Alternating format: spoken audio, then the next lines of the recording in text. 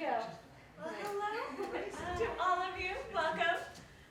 Today we have the wonderful Nash, who's the Animal and Education Technician over at the Delmarva Discovery Museum.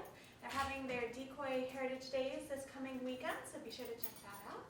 And we also have some very wonderful guests that I'm sure she'll talk about, so enjoy. All right, so hello everybody. I hope you guys are all doing wonderful on this evening. So as we said, my name is Nash, and I work in the Animal Care Department and also our Education Department over at the Delmarva Discovery Center. And if you haven't visited us, we actually have a lot of different things that we do offer.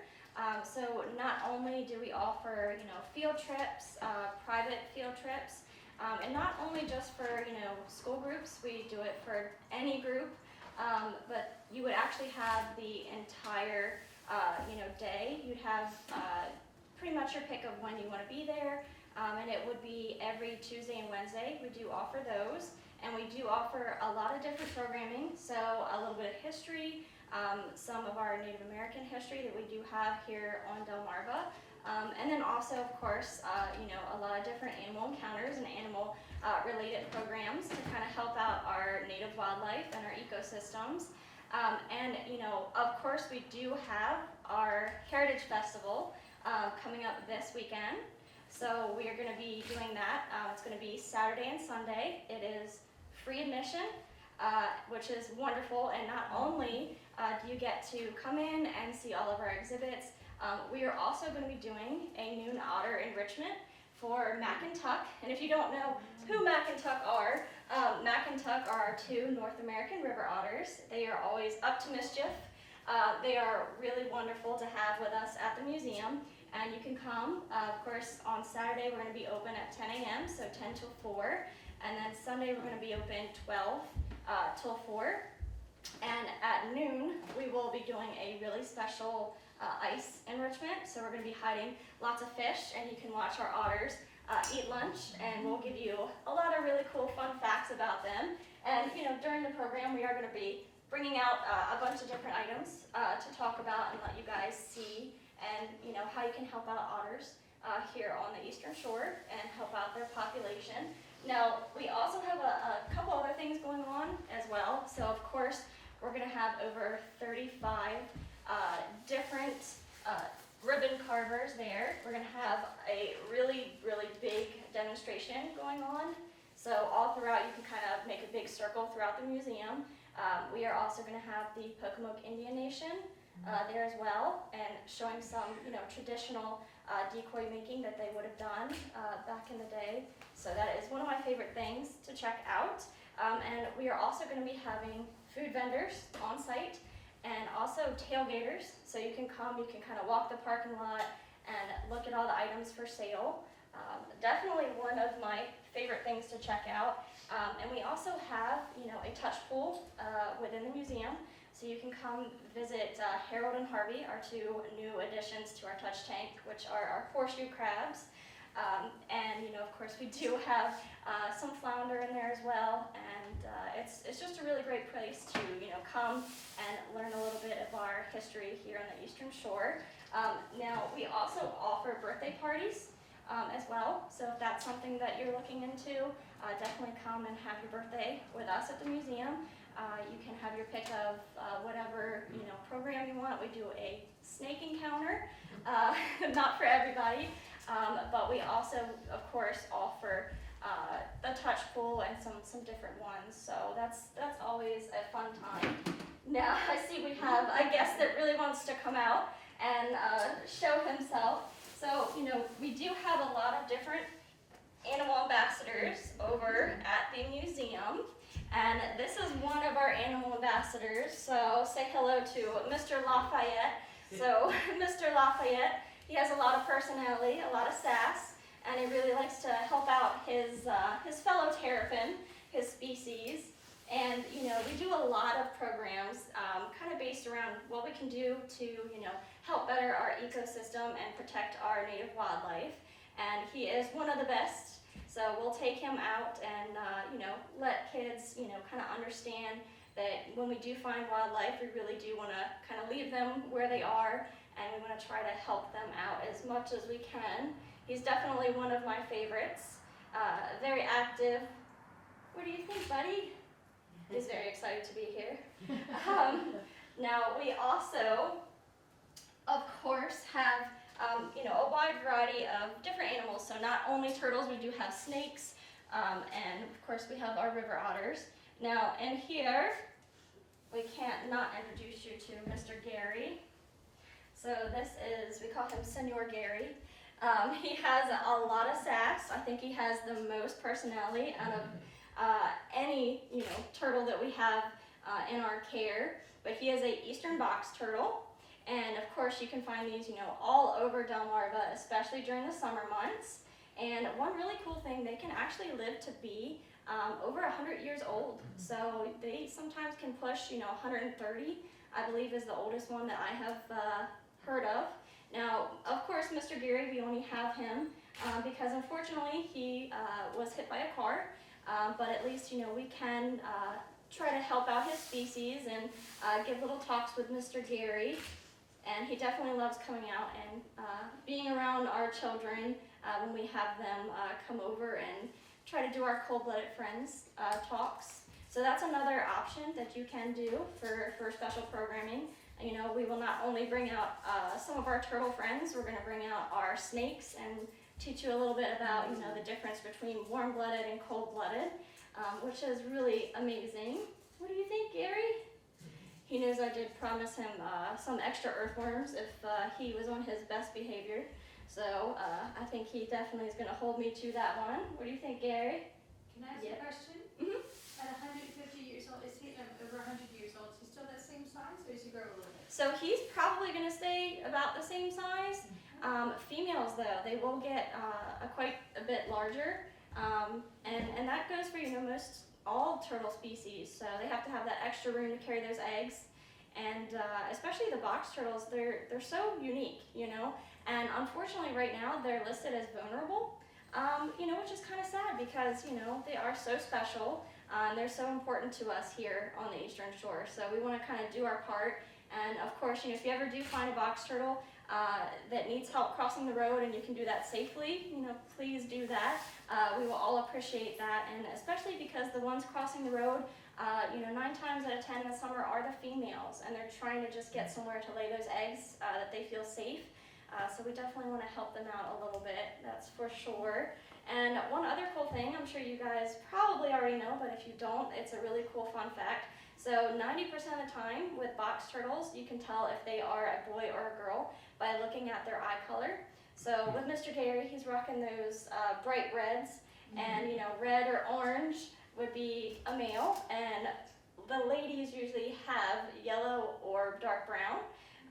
But you always have to double check yourself because we do have another box turtle at the museum, which is a female, and her name is Miss Hester. And Miss Hester has red eyes, so she tries to trick you. She's a little bit of a Houdini. But what you can always do to double check yourself is look at these little claws. So usually you're going to have longer front claws on a male and longer back claws for a female because they're going to be digging those nests down. And these guys are professional diggers. They can dig down up to 2 foot to lay those eggs. And just in general, they do like to hide under the substrate, especially during the really warm parts of the day. And of course, you can always look at the backside. Sorry, Gary. That little tail, so it does look small, but a lot of times males are going to have, longer, bigger tails, and for females, they're going to have a little tiny, short, stubby tail that almost doesn't come past the back of the shell. So that's another way you can kind of double check yourself and, see what's going on, see who you might have. And if you ever wonder, how you can tell the age of a box turtle, one really cool thing is, so on top here we have all these different puzzle pieces, and they're typically called scutes. So just like, other reptiles, so a snake would shed their skin, our turtle friends, especially the water ones, will shed those little puzzle pieces. They come off and they're very thin, but with Mr. Gary and other land turtles, what actually happens is they accumulate rings. So what you can do is if you can pick one of these little puzzle pieces that you can see very well, and if you have the time, really good eyesight and patience, you can actually sit and you can count all those rings, and you want to divide that number by 7, and that will give you a rough estimate of how old your turtle is. So Mr. Gary, right now, he's only somewhere between 10 to 12 right now, so he is still a young man. Don't let him fool you.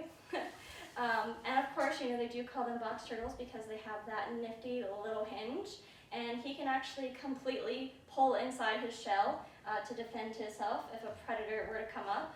And speaking of predators, we do have quite a few of them over here. So not only will raccoons, foxes go after them, but they also have to watch out for otters because North American river otters will go for reptiles, so not only fish, amphibians, and they've also been known to go for eels, so American eels, if they are quick enough to get their little paws on them. But what do you think, Gary? I think he's very happy with himself. But keep in mind, you can definitely contact us, and we can kind of set up any kind of special programming that you are interested in. Definitely give us an email, reach out, and we'll be happy to try and figure something out for you and your group. Now, a couple other things that we do that I do want to mention. So I have all these nice items here. So we tend to do, every Saturday and Sunday, we try to not only do our noon otter enrichment program, where we'll, do something different for Mackintuck, our river otters, be that live fish or, ice enrichment. And I don't know if anybody likes popsicles, but we make custom frozen fish popsicles. If anybody is feeling a little wild. But Mackintuck, they absolutely love them, and even bamboo. Sometimes we'll throw that in there, and not that they eat it, but they'll make little forts and burst out, and it's pretty fun to watch. And especially with the Heritage Day programming that we do have, it's just really great because not only do you get to experience the heritage aspect, and you get to walk around and see all the traditional duck decoy carving. You still get to be there and see all of our wonderful animals and exhibits as well. Now during that, we are also going to be having a Chincoteague Seafood Festival, a raffle. So you can enter. I believe it's $10, and if you win, I believe you get 2 tickets to the Seafood Festival. So keep that in mind. I know that is something a lot of people are talking about right now, and that will be going on during our Heritage Festival as well. Now, some other things, of course, we do have our brochures up here that you are allowed to take.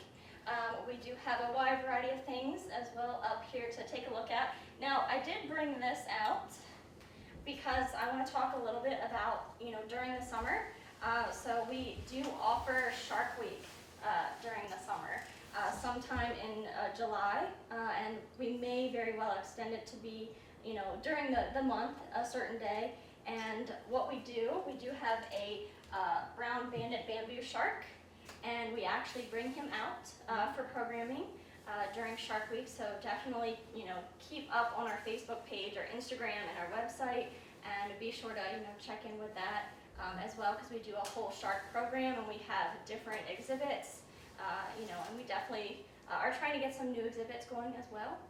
So if you haven't been there to kind of check us out lately, or if you have been there before, come back, and we're always doing different things and changing and moving things around. And we do also do a lot of programming with our touch pool. So that is an ever-changing exhibit as well, depending on the season. Right now, of course, we have those horseshoe crabs. We have some flounder in there that you can check out. We also have 2 eels. Elaine and Elijah, that you can try to interact with as well. And we do have a lot of different whelks, so we do programs as well, with these, and kind of teach everybody that they are marine sea snails, and they are really cool to be seen out of their shell, because unfortunately a lot of people will pick these up and say, oh, a shell, and take them home, and then find out that there's an animal living inside. So we definitely try to encourage people to make sure and double check before you pick up a shell and take it home with you. But we also have a wonderful gift shop that you can visit with a lot of local art. So we have art, we of course have our stuffed animals available. One of my favorites are North American river otter. But just so much educational information as well. So not only do we have gifts, jewelry, things like that, art, we do have a lot of books, children's books, to kind of help start their education and their learning around nature, and hopefully inspire them to kind of help us out as they get older and realize that everything has a place and a purpose. So we definitely want to keep that thought. We want to help them as they move on. Now we also have a couple other items that I did bring, which is pretty cool. So I'm going to tell you just a little bit about river otters, give you a little sneak peek if you are not able to come and visit us, Mac and Tuck during the weekend. But river otters, of course, we do have them all over Delmarva, and they are part of the weasel family. So I don't know if anybody has ever interacted with a ferret before, but you will know that they can be very mischievous. So Mac and Tuck, we never know what we're going to come into in the morning. They really love to untie their blankets. We have he's right-sided. he's a little antsy right now. But we love to give them all kinds of different toys. But in the wild, river otters can actually, they can hold their breath for about 8 minutes at a time.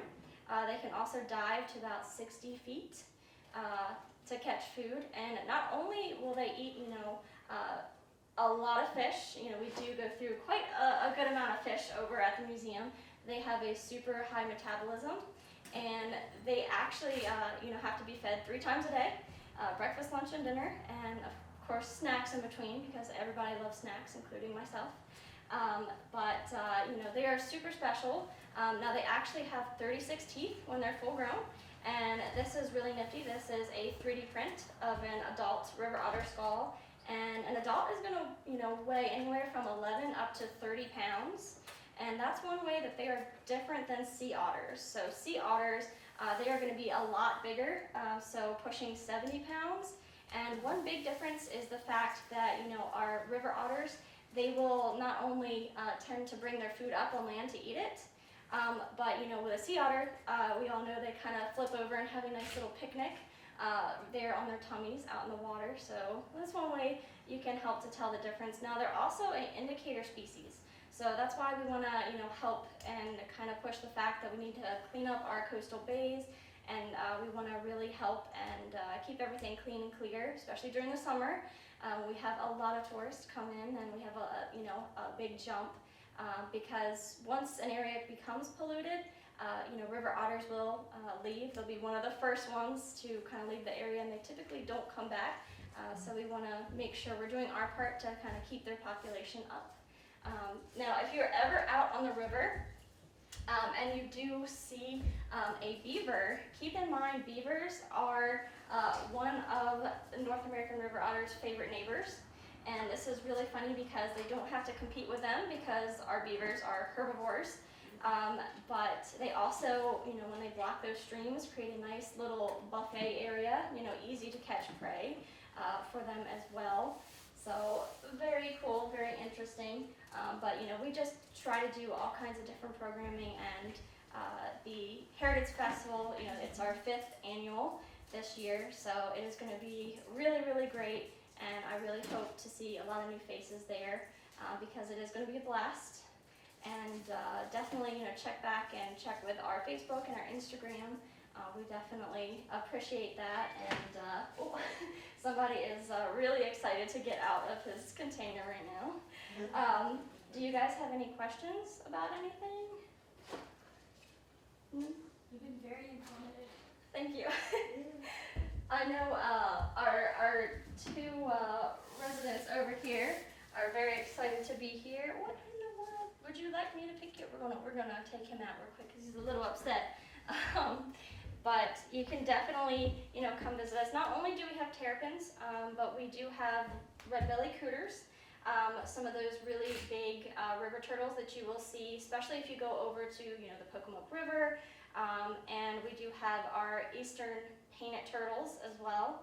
And one thing to also keep in mind, so right now we're doing March Madness, we're doing turtle races, and what we've been doing, we set up a little drag strip and we put our contestants down, and whoever reaches the finish line is our winner, and we're actually taking donations for who is going to win the race, and at the end our winner is going to get a membership for a year, so that is really, really cool. But you can join us on Thursday if you want to watch a in-house live turtle race. It's going to be at 2 o'clock, and if you can't make it, you can always tune in on our Facebook page. We are going to be doing that live as well. So that is always a lot of fun to watch. It's very comical because, as we know, turtles don't always go in the direction that we want them to. So we have a lot of different things happen. I think one last week just stayed completely still, but our other one just ran straight through the finish line. So it was pretty fun, pretty comical.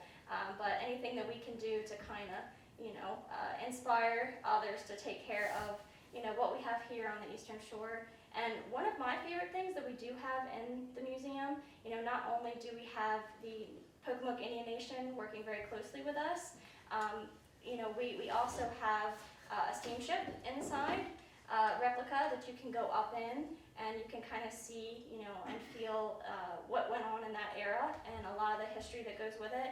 And for the little ones, they can, get up top, they can drive the steamship, and they can pull the horn, which is definitely a favorite to do. But there's a lot of history to come check out with us for sure. But thank you guys so much. I really appreciate you being here and coming out. And please take, definitely, if you want any flyers, if you want to get a closer look at anything, please come up and take as you wish. And especially, with the Heritage Festival, because that's going to be really, really cool. And if you want to see Mac and Tuck eat their lunch, just be there before noon, and you will get to see that, and it's always pretty fun. So But what kinds of turtles do we have here on the island and out at the preserve? They're big.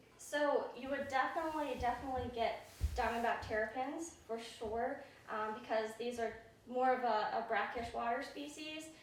Although I will say we do have common snapping turtles as well, and they can go back and forth from fresh to brackish, salt water. So that's also one you might be seeing, because they are Maryland's largest, technically, land turtle.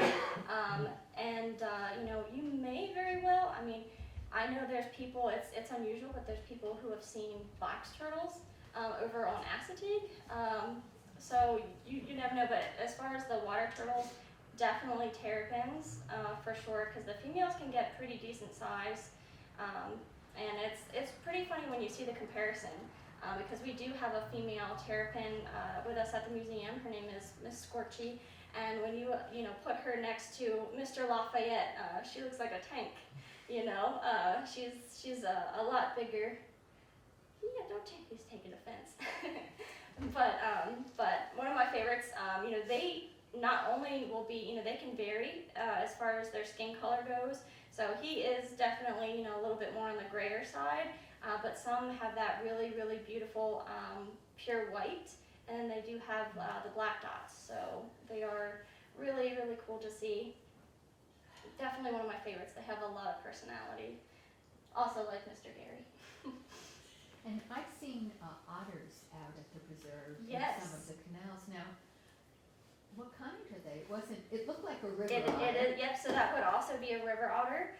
So our North American river otters, they will not only be in freshwater, they'll travel back and forth.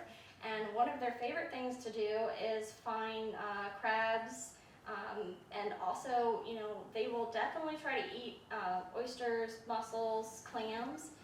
That's definitely another big part of their diet if they can get to it. And also eggs. So if they're ever lucky enough to get a bird egg, Mac and Tuck, they absolutely love hard-boiled eggs. So that's another fun enrichment item that we give them, especially for Easter. We're thinking about doing a Easter egg hunt with Mac and Tuck. which will be pretty funny to see, very comical. But that is, definitely one really cool thing, because I've been over to Chincoteague and people always see, river otters over there, and they're like, I'm pretty sure it's a sea otter, and I, say, no, it is a river otter, just, yeah, a good bit smaller. But one of my favorite things I will say about river otters is the fact that, they are built for speed in the water, but you really don't know how fast that they can be on land when they're sprinting, because they've been clocked at speeds of up to 18 miles an hour when they are running.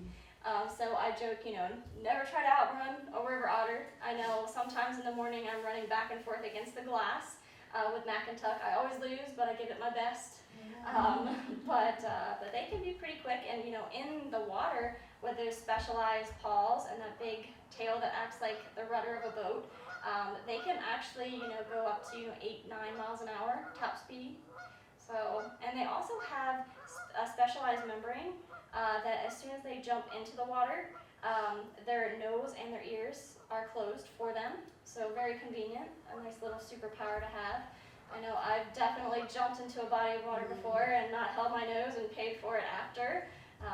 So a little jealous about that one, and especially with the Pocomoke River. We do have an abundance of them out there, and we all know the Pocomoke River is very dark because of all the tannins in the water. So if they're hunting at night or somewhere like the Pocomoke, they actually have special whiskers that feel for vibrations that help them find food easier when the water quality is very hard to see through. So, and you can come over and learn a lot more about Chincoteague, especially this weekend with our Heritage Festival. Very, very excited to be here, but thank you guys so much. And if you have any other questions, please feel free to ask, and I will do my best to answer them for you. I'm going to put Mr. Lafayette back. He's ready to go. Here you go, buddy.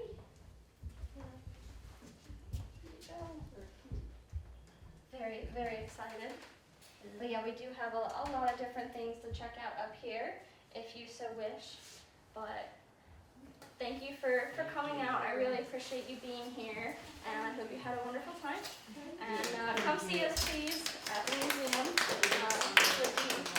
We'd be very, very happy to see you all. What time is the Native American presentation? So that goes on Saturday. They're going to be there, I think, actually both days, Saturday and Sunday, and it's going to be all throughout the day. So we'll have lots of booths set up, and it's just going to be like an ongoing thing. They're going to be